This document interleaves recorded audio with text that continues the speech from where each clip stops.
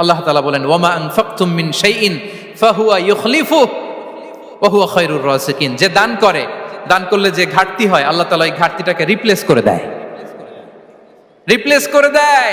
বিষ্ণু ইসা ইসলাম বলেছেন মা নাকাসা মালু আবদিন মিন সাদাকা।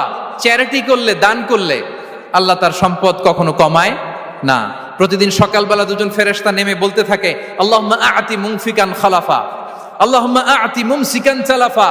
ফেরেশতা দুজন বলে আল্লাহ, যে দান করলো, দানের কারণে যে ঘাটতিটা হলো এটা তুমি মেক আপ করে দাও, এটা তোমার পক্ষ থেকে বারাকা দিয়ে রিপ্লেস করে দাও।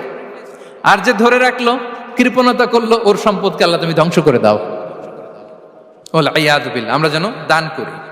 এরপরে বিষ্ণু ইসা ইসলাম বলেছেন বেশি বেশি হজ উমরা করলে, বেশি বেশি যদি কারো সাধ্য থাকে, ফিনান্সিয়াল ক্যাপাসিটি থাকে, বেশি বেশি হজ উমরা করলে তার রিজিকে বারাকা নেমে আসে। সব শেষে হচ্ছে দোয়া করা।